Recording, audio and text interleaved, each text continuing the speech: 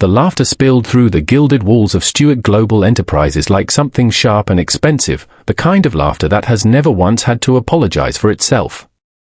Maria Van Ormond stood completely still outside the penthouse boardroom door, the quarterly reports pressed flat against her chest, her breathing measured and quiet. She had ridden 44 floors in an elevator to hand Jeffrey these documents. She wished, suddenly and fiercely, that she had sent them by email. "You cannot be serious, Jeff." The voice belonged to Carter Blake, the kind of man who inherited his confidence along with his portfolio. "Your assistant? To the Winter Gala? That's not a date, that's a social experiment."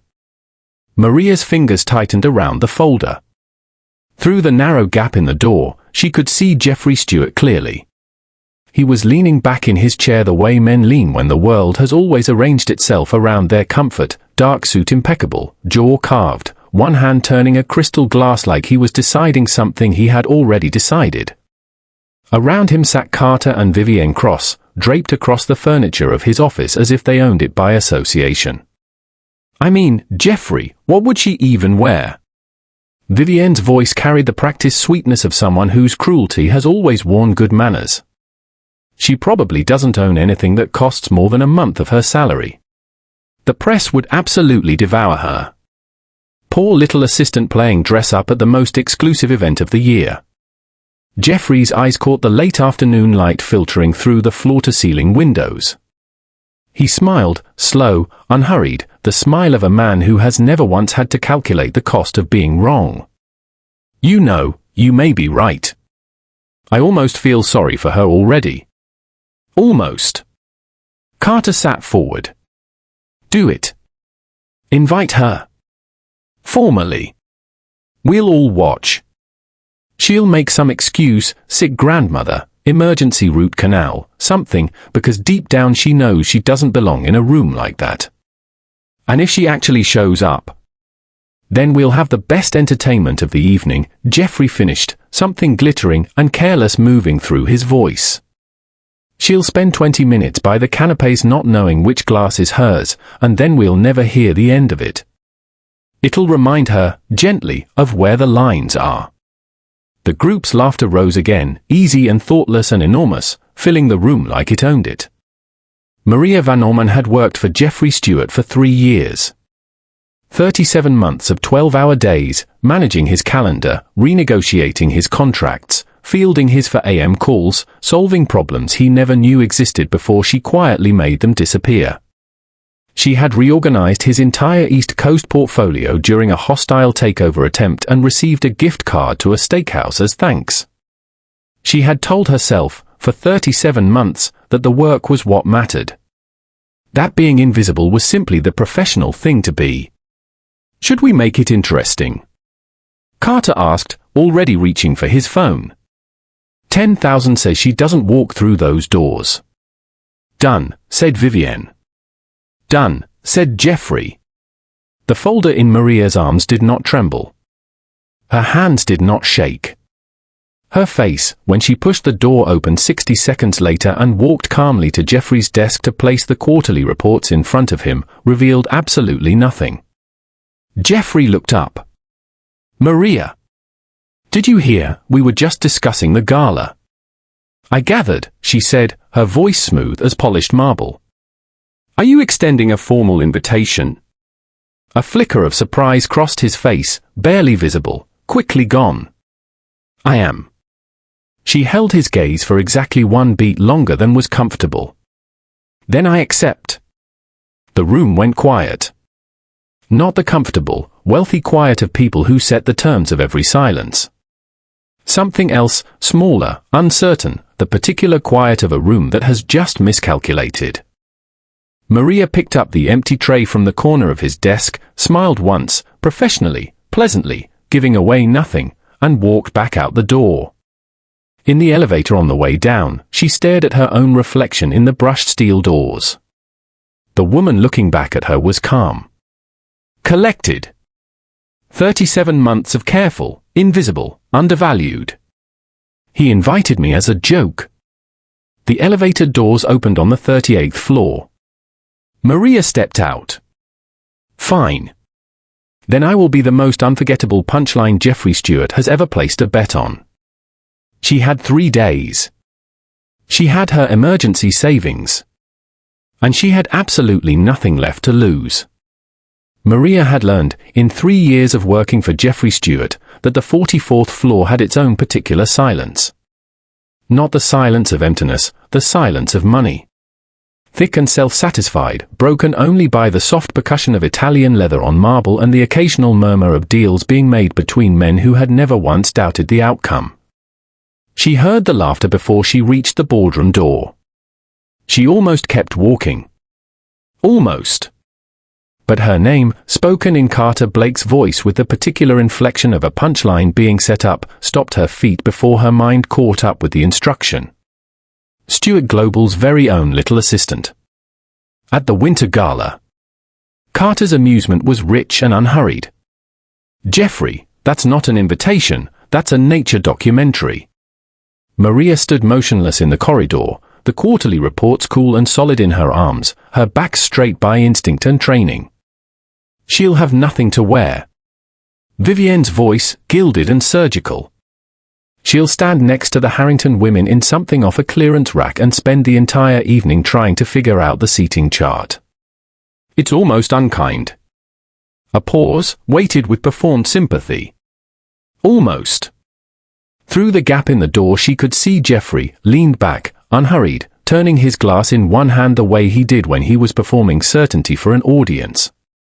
His expression carried that particular quality she had catalogued and filed and never once allowed herself to name, the ease of a man who has never paid full price for anything, including his mistakes.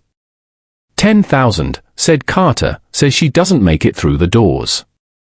She won't even accept, Vivienne said. She'll invent a family emergency by Thursday. 10,000 say she walks in, lasts 40 minutes, and spends most of them looking for somewhere to put her coat. Jeffrey's voice was smooth and entirely unbothered. Either way, it's the most entertaining thing we'll put on the evening's program.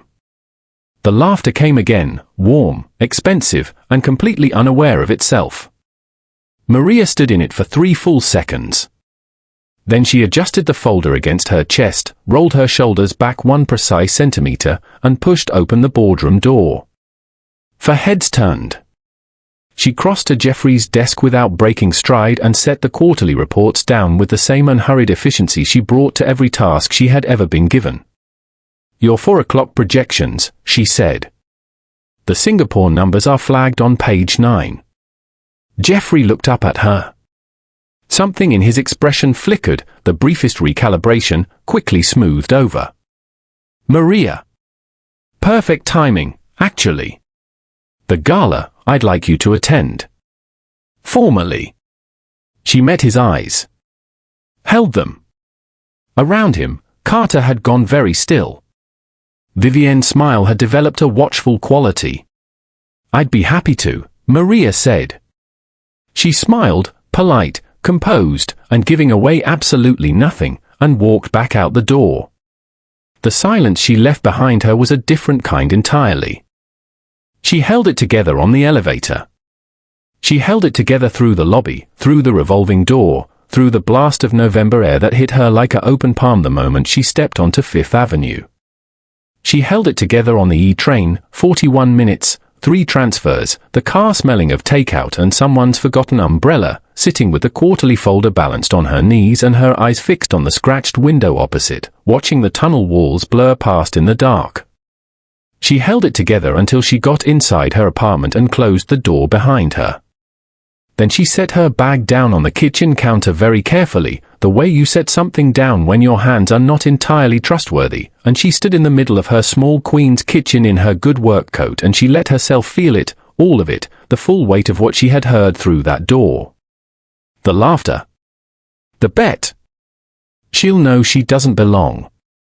Jeffrey's voice, smooth and entirely unbothered, as if 3 years of her life were a punchline he had been saving for the right audience. She allowed herself exactly 1 hour. She cried twice, once at the kitchen counter and once sitting on the bathroom floor with her back against the tub, which she decided later was the appropriate place for the kind of anger that has nowhere useful to go. She said several things out loud to no one that she would never repeat in professional company. She pulled the quarterly folder out of her bag and looked at it. For a long moment, all the invisible labor it represented, all the problems she had solved before he knew they existed, and then she filed it neatly on her desk, because she was not the kind of woman who took her feelings out on her work. At the 58-minute mark, she picked up her phone and called Diane. Diane arrived 40 minutes later with 2 containers of jollof rice, a bottle of wine she described as emergency caliber, and the particular expression she wore when she was already mentally rearranging a situation in her favor. She was a fashion stylist with a client list she didn't discuss and an instinct for reinvention that bordered on architectural. She had known Maria for 11 years. She took one look at her face and said, "Tell me everything and don't leave out the part that made you cry on the bathroom floor." Maria told her everything. Diane listened without interrupting, which was how Maria knew she was genuinely angry on her behalf. When Maria finished, she got up, went to her closet, and retrieved the envelope from the inside pocket of her winter coat. Her emergency fund. 18 months of careful, deliberate saving. She put it on the table between them. "This," she said, "is the emergency." Diane looked at the envelope. Then at Maria. Then she picked up her wine, took a long, considered sip, and said, "Baby, we are going to make that man regret every syllable." Diane worked the way generals plan campaigns, with total focus, zero sentiment, and an absolute intolerance for anything that wasn't going to win. By 7 the next morning she had pulled in 3 favors, called a designer she wasn't supposed to still have the number of, and sourced for potential gowns from contacts Maria didn't know existed and didn't ask about. By noon she had eliminated 3 of them with the brisk efficiency of someone cutting dead weight, and by 2 o'clock she was standing in Maria's living room holding a sleek white wraparound gown against the light from the window with the expression of a woman who has just found exactly what she was looking for. "This one," Diane said. It was not a suggestion. The gown was simple in the way that only very expensive things manage to be simple: clean lines, figure sculpting fabric that moved like water, thin straps that left the shoulders bare. Against Maria's warm brown skin it was, as Diane put it with characteristic bluntness, an event. The dress was only the beginning. They spent the better part of 2 days converting Maria's apartment into something between a finishing school and a strategic operations room. Diane drilled gala etiquette with the patience of someone who had dressed enough wealthy people to know exactly how they moved, spoke, and tested the people they considered beneath them. They rehearsed auction protocol. They practiced the architecture of high society small talk, how to enter a conversation, how to redirect one, how to deliver a compliment that lands like a door closing. Maria, meanwhile, worked the guest list like a case file. She cross-referenced names against public financial records, philanthropic foundations, and quarterly earnings reports until she could recite the investment priorities of Jeffrey's top 20 guests from memory. She knew who had recently closed deals and who had recently lost them. She knew whose charity interests were genuine and whose were tax strategy. She knew the names of their children, their alma maters, their professional anxieties. "You're not going to that gala as a guest," Diane observed on the second evening, watching Maria highlight a hedge fund manager's recent pivot to impact investing. "You're going as the most prepared person in the building." "I've always been the most prepared person in the building," Maria said, without looking up. "This time they're going to notice." On the final morning, Diane arrived with a slim velvet case and set it on the kitchen table without ceremony. Inside, resting against dark fabric, was a triple-strand pearl necklace, lustrous, quietly devastating, exactly right. Maria put it on. Stepped in front of the mirror. For a moment she simply stood there. The woman in the white gown and pearl necklace looked back at her, poised, stunning, radiantly and completely herself, and Maria felt something shift behind her sternum. Not a transformation. A revelation. This woman had always existed. She had simply been waiting for Maria to stop apologizing for her. She straightened her shoulders. "All right," she said quietly. "Let's go." Jeffrey Stewart did not, as a rule, experienced doubt. Doubt was for men who hadn't done the work, and Jeffrey had always done the work, or at least enough of it to justify the confidence. He made decisions quickly, slept soundly, and had not second-guessed himself in any meaningful way since approximately his junior year of college. So the feeling that settled into his chest on Wednesday evening was unfamiliar enough that it took him a full 20 minutes to identify it. He was in the kitchen of his Upper East Side townhouse, doing nothing in particular, when Mrs. Aldridge came through to collect the coffee cups he had abandoned on the counter, which was, he understood, her patient and wordless method of communicating that he was leaving things in places things did not belong. She had worked for his family since before he owned the building. She had a manner of moving through rooms that suggested she had already formed her opinion of everything in them. She glanced at the gala invitation mock-up his events coordinator had left on the counter. "Your assistant is attending this year." The question was entirely conversational. "She is," Jeffrey said. Mrs. Aldridge collected the cups. "She's a hard-working young woman." A pause, measured and precise. "I always think about the kind of thing people remember about us. The little things especially." She moved toward the kitchen door. "The coffee's fresh if you want it." She left without elaborating, in the way that people leave when they have already said exactly what they meant. Jeffrey stood in the kitchen for a while after she went. He found himself, later that night, at his desk with Maria's personnel file open in front of him, not for any particular professional reason, but because it was there and something was nagging at him with an insistence he couldn't dismiss. 3 years of performance reviews. All of them exceptional. Notes he didn't remember writing about problems she had resolved before he understood the full scope of them. The Singapore renegotiation that saved his company $4 million and cost her 2 consecutive all-nighters, for which he had given her, he checked the records, a $40 gift card to a steakhouse. He closed the file. Alex called at 11, which was normal. Alex Chen was the only person in Jeffrey's life who had known him before the money compounded into something that changed how rooms behaved around him. He was also, inconveniently, constitutionally incapable of pretending things were fine when they weren't. Carter mentioned the gala thing, Alex said, without preamble. "It's nothing. A bit of fun." The silence on the other end was long enough to be its own response. "It isn't fun, Jeff. It was never fun. You're using a person who works hard for you as entertainment for people who've never worked hard for anything." Another pause. "That's not who you are. Or it shouldn't be." Jeffrey didn't answer.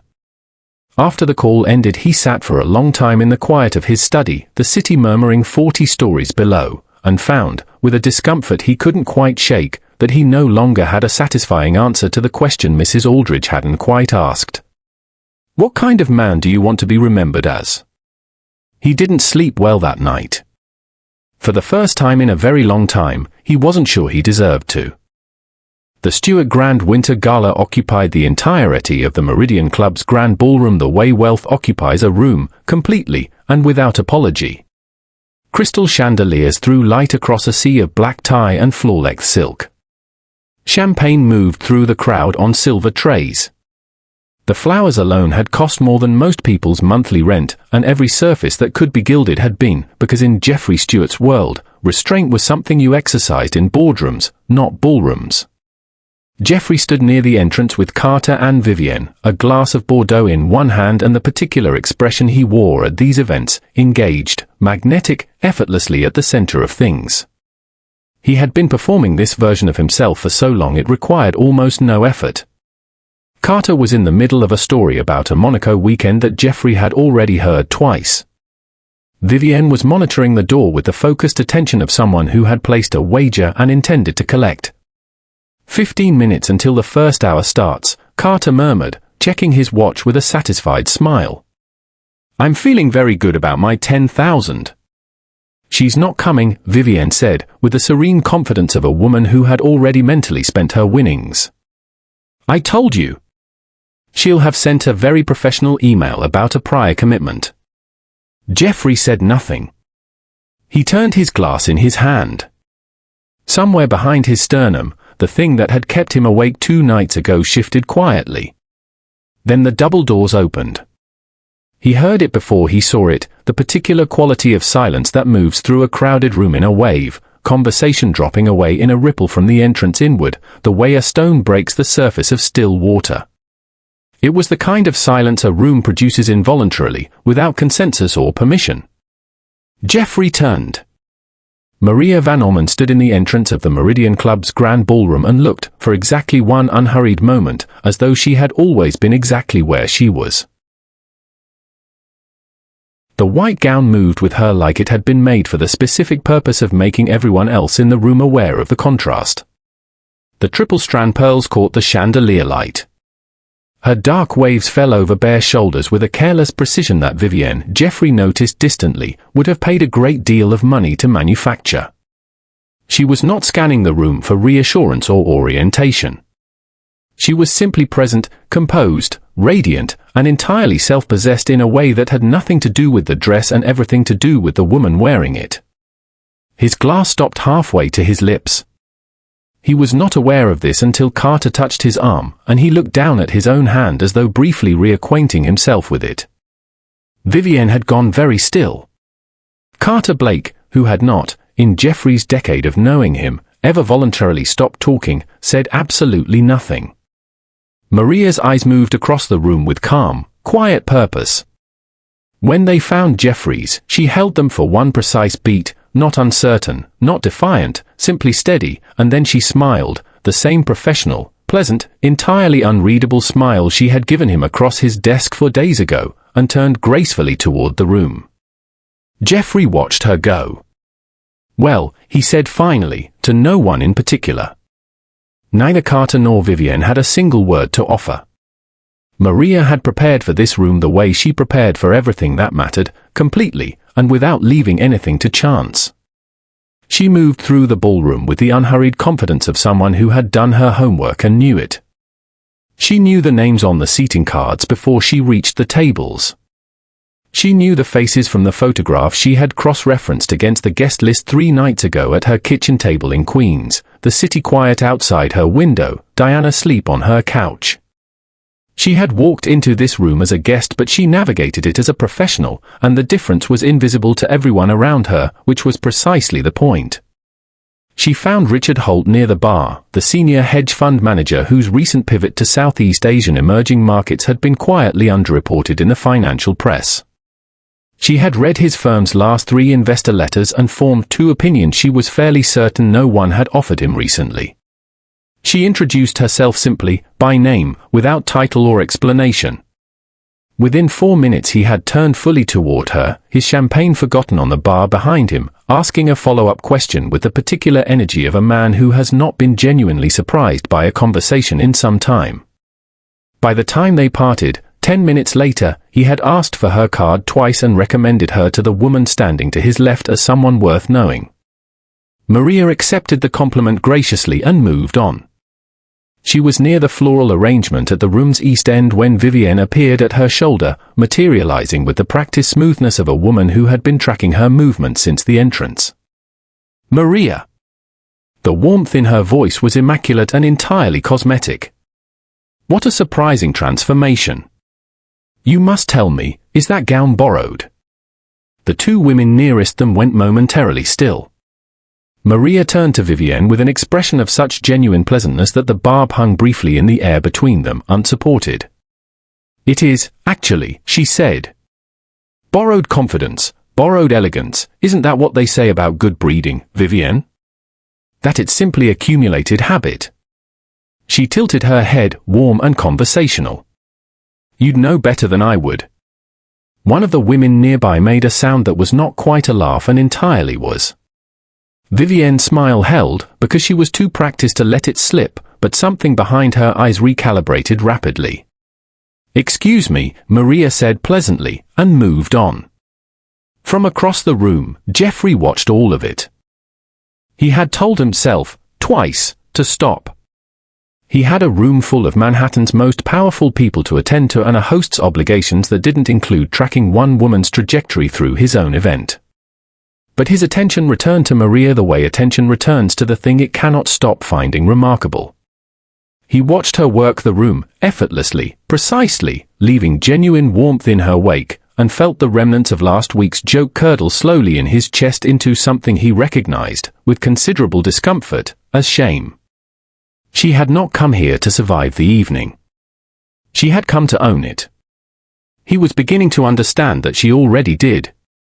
The dinner seating arranged 12 people around a table that had been set with the kind of precision that exists solely to intimidate, for glasses per setting, silverware in ascending order of obscurity, a centerpiece of white orchids so architecturally perfect they looked like they had been individually negotiated.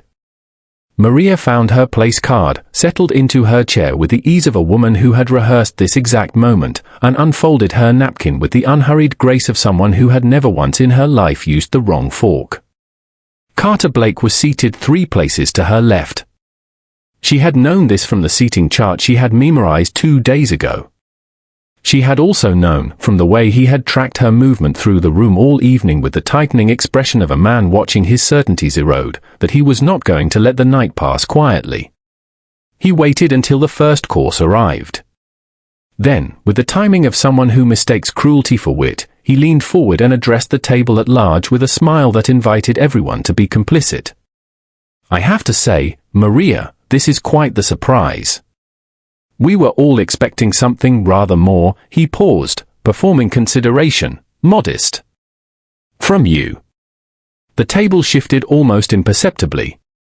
Several faces arranged themselves into the careful neutrality of people deciding which way to look. Maria set down her fork. She turned to Carter with an expression of such polite, attentive interest that he had no time to register it as anything other than receptive before she spoke. "Speaking of surprises," she said, her voice conversational and entirely pleasant, "how is the Caldwell acquisition settling?" The Meridian Group's Q3 integration report was, what's the word? She appeared to consider it briefly, instructive. "I thought the capital allocation model was particularly revealing. The structural undervaluation in the secondary assets alone," she tilted her head, almost sympathetically, "that must have been a difficult conversation with your board." The Caldwell acquisition. Carter Blake's most expensive and most public failure of the year. $47 million and a board meeting that had reportedly lasted 6 hours. The silence that followed was immediate and total. Carter's smile had not disappeared so much as it had been quietly, efficiently vacated of everything that made it a smile. His mouth remained in approximately the correct position. Nothing else did. Maria picked up her fork, turned back to her plate, and took an unhurried bite of her first course with the serene composure of a woman who had just said something perfectly reasonable at a perfectly normal dinner. Around the table, no one spoke. Jeffrey's jaw tightened with a slow, involuntary precision. He was not looking at Maria. He was looking at Carter, at the careful, unfamiliar blankness on a face he had known for a decade, a face that always had something to say. For the first time in 10 years, it didn't. Jeffrey reached for his wine. Set it down without drinking. And said absolutely nothing, because there was nothing adequate to say, only the quiet, mounting recognition that the woman 3 seats away had just done in one sentence what rooms full of professionals had failed to do in quarterly reviews. She had made Carter Blake feel, for 30 seconds, exactly as small as he had tried to make her feel for 3 years. She had found the terrace by instinct, the particular instinct of someone who has spent an evening performing composure at the highest possible level and needs, briefly, to put it down. The November air was sharp and immediate after the warm density of the ballroom, and Maria stood at the stone balustrade with her wrap pulled close and the Manhattan skyline spread before her like something that had been arranged specifically to remind you how small your problems were. She was not thinking about Carter Blake. She was not thinking about Vivian, or the hedge fund manager, or the faux glasses of a dinner she had navigated with surgical precision. She was thinking, with the strange clarity that cold air produces, about the woman she had been standing outside that boardroom door 6 days ago, folder pressed to her chest, hearing her own name used as a punchline. She heard the terrace door open behind her.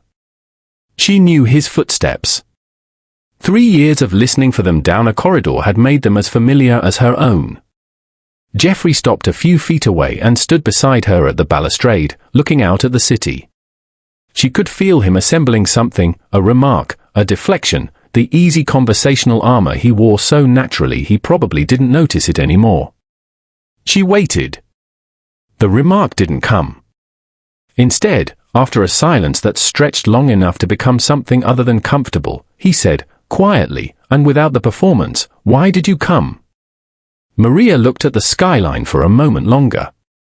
Then she turned and told him the truth. All of it.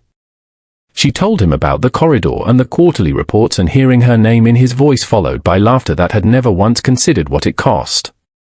She told him about the elevator ride home and the 41 minutes on the E-train and the 1 hour she had allowed herself on the bathroom floor. She told him about Diane and the emergency fund and 2 days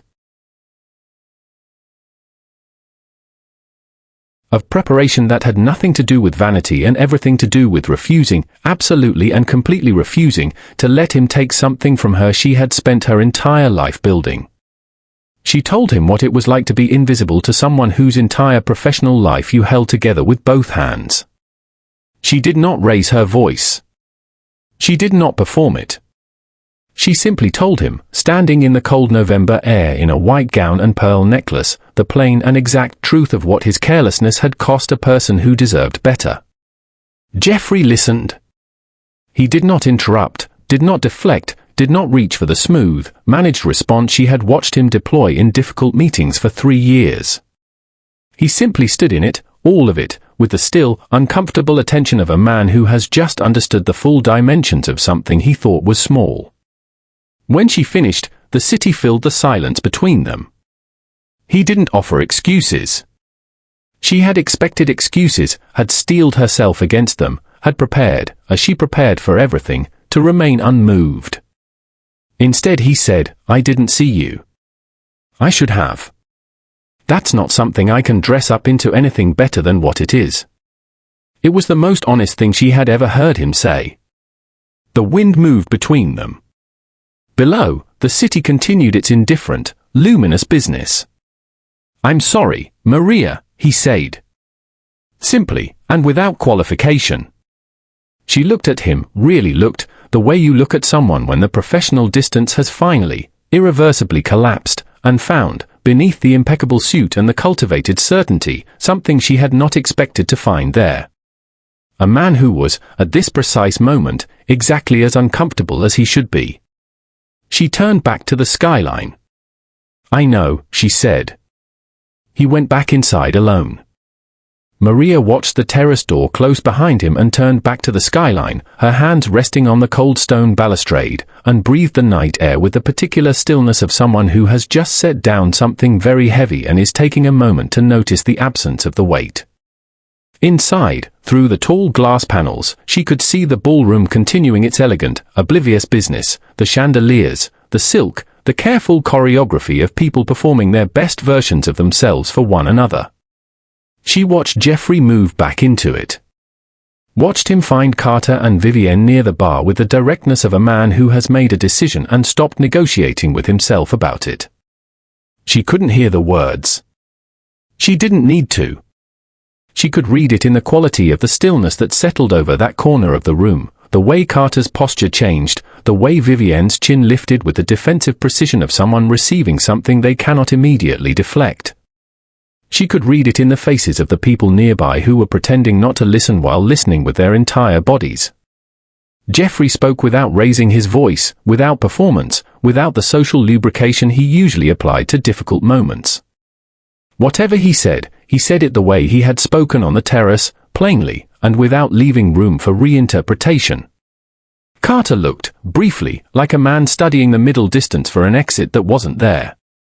Then Jeffrey turned and walked back across the ballroom, and the conversation behind him did not resume in quite the same register it had held before. The terrace door opened. He came back out and stood beside her at the balustrade, his jacket slightly less immaculate than it had been an hour ago, his tie loosened by precisely the amount that suggested he had stopped thinking about it. "That's done," he said. I heard, she said, which wasn't entirely true and which he understood perfectly. They stood for a moment in the companionable quiet of two people who have recently said true things to each other and are adjusting to the altered landscape. Then, without either of them deciding to, they began to talk. Not about the gala. Not about Stuart Global or quarterly reports or the Singapore numbers flagged on page 9. He asked her about Queens, genuinely, without the polite condescension she had braced for, and she told him about it with the warmth of someone describing a place they actually love. She asked him something she had wondered for 2 years and had never once had the standing to ask, and he answered it with a candor that surprised them both. The city glittered below them, vast and indifferent and entirely beautiful. Somewhere inside, the gala wound toward its close, the last auction paddle, the last champagne, the careful social machinery of Jeffrey Stewart's world completing its appointed rounds without him. He didn't go back in. Neither did she. And what had begun 6 days ago as a cruel joke passed between men who measured people by their zip codes became, on a November terrace above a glittering city, the first honest conversation either of them had managed in 3 years, unhurried, unscripted, and entirely, unexpectedly real. The kind of beginning, Maria thought, that doesn't announce itself. It simply arrives, quiet and certain, and you recognize it only once it's already there.